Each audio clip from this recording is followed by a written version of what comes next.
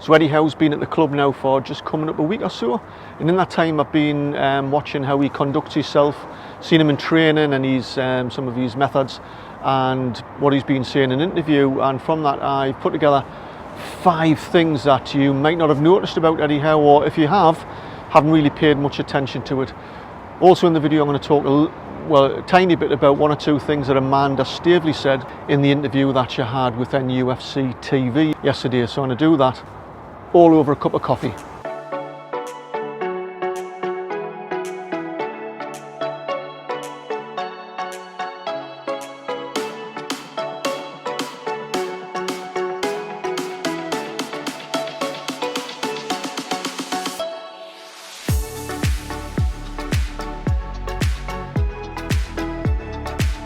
Hello, my name's Eddie, welcome to my channel Tyneside Life, and today I'm in a cafe called Flat Caps. I don't know if you know it, but it's in Carlisle Square in Newcastle, the bottom of Warwick Street, and this is one of my favourite cafes. There's a real kind of energy and buzz and vibe about the place. I love hanging around here. It's students in here who are doing their studying, they've got their laptops out, there's professionals in here, and it just makes me feel a little bit important and intelligent, which I'm not.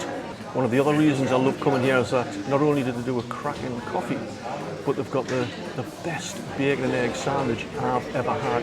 So if there's a place out there that does a better bacon and egg sandwich than Flat Caps, I haven't heard of it. So if you know somewhere that does a great bacon and egg sandwich, let me know in the comments below and I'll try it out. So like I said, in this video I'm going to talk about 5 things that I've noticed about Eddie Howe that you might not have paid much attention to. I'm also at the end going to mention a little bit about 1 or 2 things that Amanda Staveley said in her interview to NUFC TV yesterday. So without any further ado, let's get into it. So number 1, Eddie Howe is a dedicated and private family man, which is something really to admire. So he's been with his wife Vicky for a lot of years now, and going back to when he was a player at Bournemouth, and they've got 3 boys together. And Eddie's described as an attentive father. He's very hands-on, loves his family, and he's got this unwavering support from Vicky, who will follow him basically anywhere that he needs to go. Trying to find out anything about Vicky is almost impossible. They're both very deeply private, and neither of them are active on social media. But also Eddie Howe, you know, when he resigned from Bournemouth, he decided to take a year or just over a year out of football. And one of the main reasons was for that, because he wanted to spend some quality time with his family. But now that he's decided to join Newcastle, he obviously had to have a discussion with his wife, and they've obviously agreed to support him, and they're going to come up and move in their entirety to Newcastle. I think he said in his interview sometime after Christmas, which is going to be that's a huge deal, you know, with a family with young boys moving to the other side of the country, a completely different lifestyle. And the young lads especially who are Bournemouth supporters are going to find it a bit of an adjustment coming to Newcastle. So the fact that he's a deeply dedicated and private family man is really a great quality of Eddie's. Number 2, Eddie takes great care of his physical and mental health. You can see just by looking at him on the training field, he's fit, he's healthy, he hasn't put any weight on. So clearly exercise and eating the right things is a big part of his life. And because he's such a dedicated coach, it means a lot to him to be able to run around the training ground with the players, so he can demonstrate and highlight the sort of ideas that he's trying to get across. In terms of his mental health, the fact that he doesn't engage on social media says a lot about how important maintaining a good and steady mental health is. Social media is, it's no big secret, there's been countless studies done, it's just a mosh pit of just anger and arguments, and it's the fact that he's not on there, he's not getting pulled into all these unhealthy conversations that are going on. And it's actually something I really admire about Eddie, because I don't use social media either. I used to for a lot of years, but it's just not worth the pain and aggravation. So I don't mind admitting that, you know, over the years I've suffered myself from mental health issues, and it wasn't until March this year that I was diagnosed as being autistic. So I've basically spent my whole life being autistic and didn't know that I was. So this mental health issue was something that's really quite close to my heart, and I can just see, looking at Eddie and how he conducts himself and how he talks and presents himself, that, you know, this guy's got, he's solid, he's balanced, he's got good mental health. So I have to admit I'm a bit knocked, you know. I mean, I'm called Eddie, and then this new guy called Eddie pitches up in Newcastle. Not only has he got the same name, but he's got the same initials, EH. I mean, what's all that about? What's clear to me as well by observing Eddie is number 3, his loyalty, certainly towards his professional and his personal relationships. And a loyal person is also a person of integrity and authenticity. These are great virtues for anybody to have. Just look at how important his backroom staff are to Eddie. I'm absolutely certain that if 1 or 2 members of his backroom staff didn't want to come to Newcastle, he wouldn't be here now, and that's loyalty for you. What also strikes me with Eddie is that he's not the stereotypical gun-for-hire manager that you see around the world, and some great managers. Antonio Conte jumps out, for example. Great manager, great coach. But I don't detect an ounce of loyalty in him when he moved to Spurs, and he'll be at Spurs for a year or 2, and then another massive club will buy him. And given a choice, I'd much prefer having a manager like Eddie Howe, who is dedicated and loyal and has integrity, than a manager like Antonio Conte.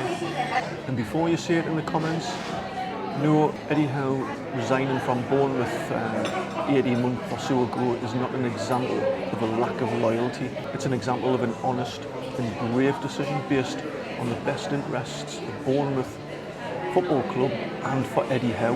When he was interviewed on NUFC TV a couple of days ago, I loved what he said.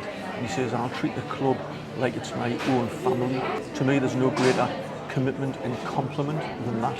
Number 4, not only is Eddie a grafter as a coach, but he's constantly striving to be a better version of himself. He never stops. I'm sure Eddie will work every day, 10 to 12 hours a day, to help make Newcastle a better club. Just look at what time he gets into the training ground, 7 o'clock in the morning. Steve Bruce never did that. He'd pitch up at 9:30, 9:45, and that sort of laissez-faire kind of attitude rubs off on the players, and it obviously had a big effect. But the fact that Eddie Howe gets into the training ground 7 o'clock in the morning is leading by example, only rubs off as something positive on his players. Not only does he work relentlessly hard, but he has very high standards, and he's meticulously thorough. He knows what he wants, he knows how to achieve it, and wants his teams to play a style of football that's attractive on the front foot and high in intensity. Eddie also said in his interview with NUFC TV, "I'll give everything to the job. I'll commit 100% every single day to bring success to Newcastle." That is quite a thing to say. You can just tell that he means what he says. He's going to turn up every day and he's going to do his absolute best for himself and to get the best out of our players. But he also fired a warning shot to the players. I don't know if you noticed when he said it's going to take a lot of hard work, it's going to take a lot of sacrifice and suffering in terms of the players giving everything they have. So there you have it in a nutshell. He's got really high standards and he's going to demand that 100% he puts in himself. He wants it from the players as well, and if they fall short, you can guarantee he'll be playing for the reserves. Number 5, he's clearly level-headed and very intelligent. When he said in the interview, "I can't guarantee we'll stay up," he knew that he's under no illusion of how job that is, but he also, when he said, "I can't guarantee," he took responsibility, he took ownership of the task ahead. He didn't say, "There are no guarantees." He says, "I can't guarantee," and I really liked the way he said that. So he's aware that even if he does everything he can in his power and the players turn up and put 100% in and do everything they can, we still might not get the result that we want. We might still get relegated. But to take ownership of that reality, gives you a sense of the type of man he is, how balanced he is.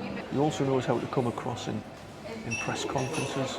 He's balanced, he's calm under pressure, he's meticulous, he's articulate.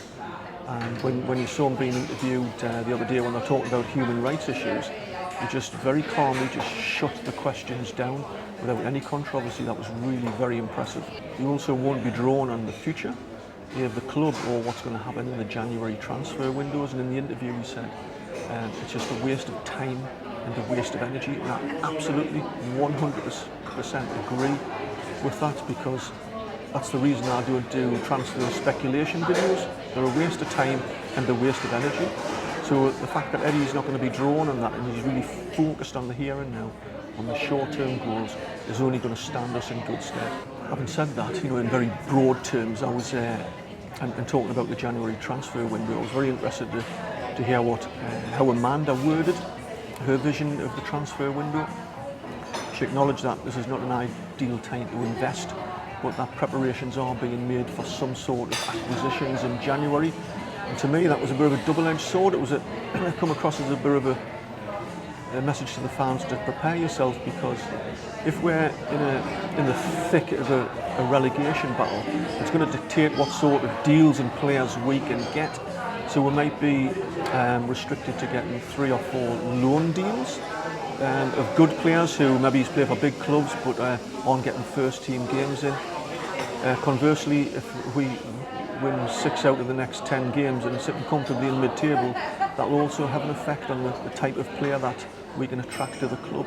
So yeah, I was really interested in what Amanda said in that interview, but I did interpret that as a bit of just a message to the fans to prepare yourself that, you know, I don't think they're probably not going to get the checkbook out and splash out 120, 150 million on 4, 5, 6 players who are being linked by the media. I can't see that happening. In summary, I believe we have an absolute gem in acquiring Eddie Howe.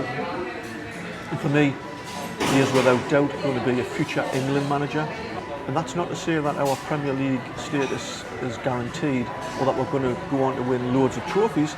You know, there are 19 other teams in the Premier League who've got something to say about our fate. What I am saying is that we have a breed of person and manager who's dedicated, loyal, constantly trying to be a better version of himself, works tirelessly, is meticulous and thorough, and is both level-headed and very intelligent. What more can you ask for?